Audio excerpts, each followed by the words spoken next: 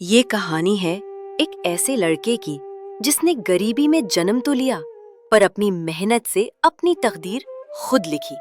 नाम है उसका रामू।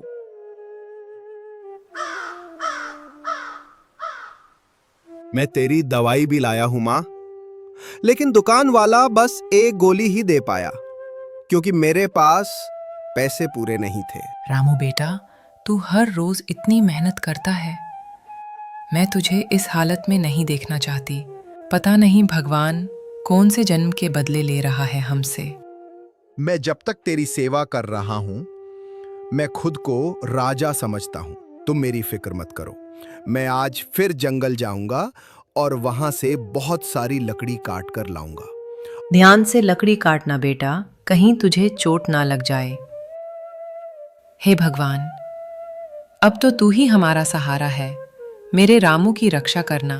रामू कुल्हाड़ी लेकर जंगल की ओर निकल जाता है। जंगल की हर लकड़ी में रामू अपना भविष्य तलाश रहा था। उसका हर वार उसका सपना था। आज मैं और ज्यादा लकड़ी काटूंगा, क्योंकि अगर आज मैं ज्यादा लकड़ी ले गया तो माँ के लिए थोड़ा दूध भी खरीद लूंगा ताकि माँ थोड़ी हेल्दी हो जाए। रामू सारी लकड़ी इकट्ठा करके बाजार में बेचने निकल जाता है। आज तो मेरे पास बहुत सारी लकड़ी हैं। आज तो सेठ जी इनके अच्छे पैसे देंगे मुझे। रामू सेठ हरीराम की दुकान पर जा पहुंचता है और जैसे ही सेठ जी रामू की लकड़ी देखते हैं, तू फिर आ गया?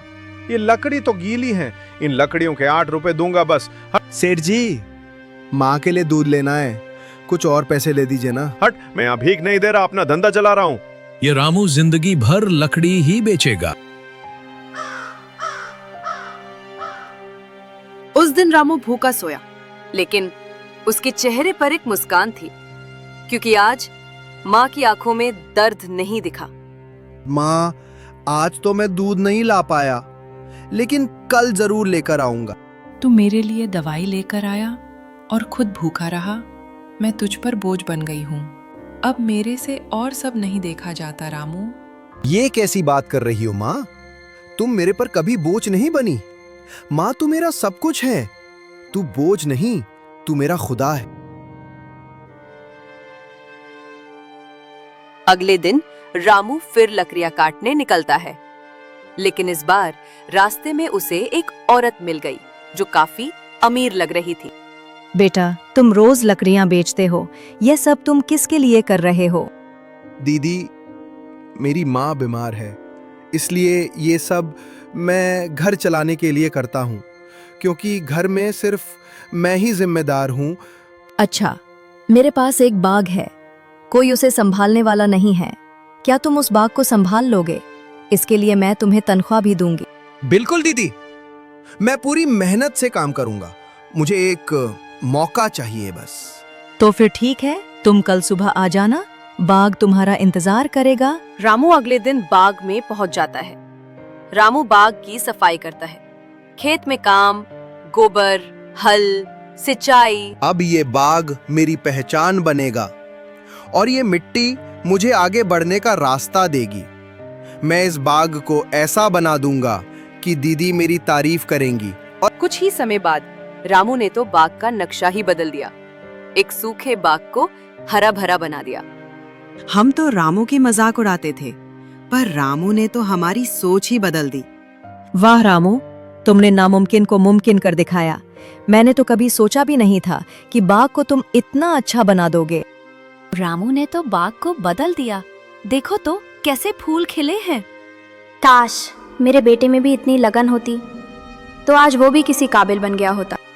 अब रामू काफी अमीर आदमी बन गया था, क्योंकि उसके बाग में हर तरह की सब्जी उगती थी, जिसे बेचकर वो खूब पैसे कमा रहा था। एक दिन सेठ हरीराम रामू के पास आता है। रामू बेटा, अब तो तेरा बाग बड़ा हो गया है, तू अपनी सब्जियां मुझे दे जाया कर।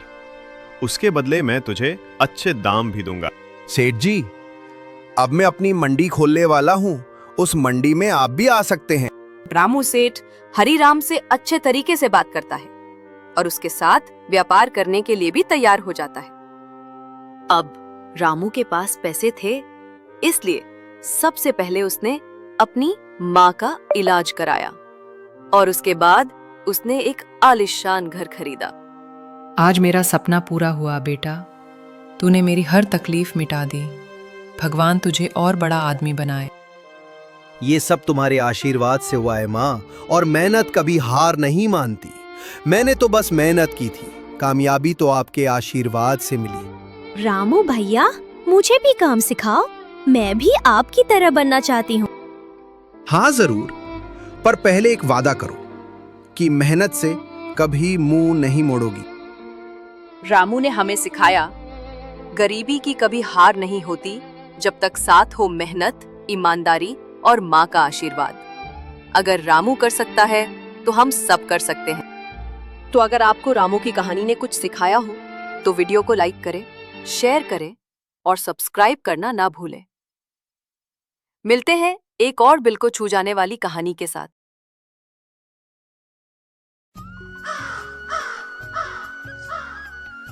जहां अमीरों के घरों में ऐसी की ठंडी हवा चल रही थी, वहीं एक छोटा सा घर, एक टूटी झोपड़ी जिसमें एक छोटी सी बच्ची पसीने से लथपथ होकर किताबों पर झुकी थी।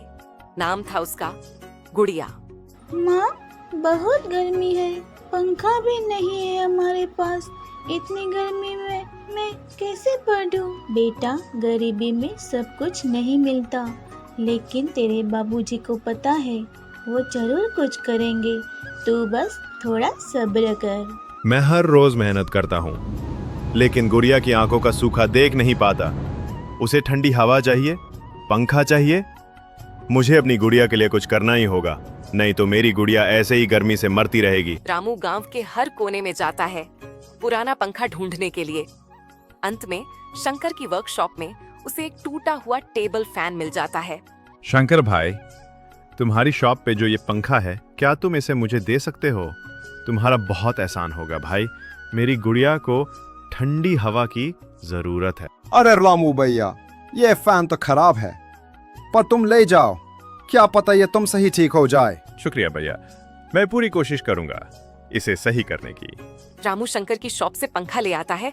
रामू पूरी रात उस पंखे को ठीक करने में लगा रहा।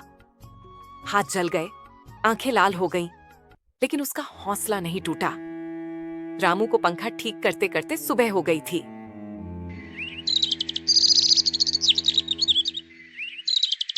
रामू, सुबह हो गई, आज काम पर नहीं जाना क्या? काम पे तो जाना ही पड़ेगा सरला, लेकिन पहले मुझे गुड़िया के लिए ये पंखा चलाना है, उसके बाद मैं कुछ भी कर लूंगा। रामू सरला से बात कर ही रहा था कि अचानक पंखे से धीमी धीमी हवा चलने लगी। रामू की आंखों से आंसू बहने लगे और गुड़िया मुस्कुरा उठी। पंखा चल गया माँ, बाबूजी ने कर दिखाया। बाबूजी, आप बहुत अच्छे हो, आपने सिर्फ मेरे लिए इतनी मेहनत की। मेरे लिए तो तेरी मुस्कान ही मेरी असली कमाई है बेटी।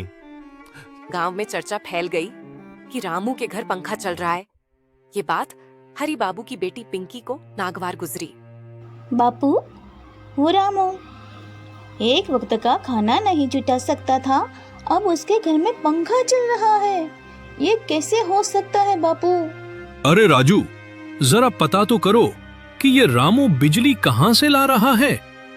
तू परेशान ना हो पिंकी, मैं इस रामू को अच्छा सबक सिखाऊंगा। बाबू ने गांव वालों को बुला लिया और रामू को भी सबके सामने लाया गया, जैसे वह कोई चोर हो। बता रामू, कहाँ से आई तेरे पास बिजली? तूने चोरी की है क्या? नहीं साहब, ये तो मैंने पुरानी बैटरी से जोड़ा है, अपने दम पर, सिर्फ अपनी बेटी के लिए। मैंने कोई चोरी नहीं। वाह रामू, तू तो इंजीनियर निकला रे भाई। मैं गरीब हूँ साहब, लेकिन मैं अपनी बेटी को ठंडी हवा देना चाहता हूँ। अगर आपकी नजर में ये जुर्म है तो मैं ये जुर्म कबूल करता हूँ। हमने कभी किसी से शिकायत नहीं की साहब, हमने सिर्फ मेहनत की है। रामू की बातों से सबका दिल भावुक हो गया। गांव के कुछ लोगों ने मिलकर रामू के घर में एक छोटा सा सोलर पैनल लगवाने के प्लान बनाया, ताकि गुड़िया का पंखा हर रोज चले बिना रुके। अब मेरी गुड़िया सिर्फ पढ़ेगी और एक दिन बड़ी अफसर बनेगी। एक पंखा जिसने एक गरीब बाप की मेहनत, एक माँ की ममता और एक बेटी का सपना सब कुछ जोड़ दिया। मैं भी एक दिन पापा जैसे मेहनती बनूंगी और सब गरीबों के घर पंखा लगाऊंगी। शायद एक पुराना पंखा ही था, लेकिन उसमें एक बाप का प्यार, एक बेटी की उम्मीद और एक झोपड़ी की जीत छुपी थी। इसलिए कहते हैं कि संसाधनों से नहीं, जज्बे से बदलाव आता है। पंखा हवा दे सकता है, लेकिन इज्जत मेहनत से मिलती है।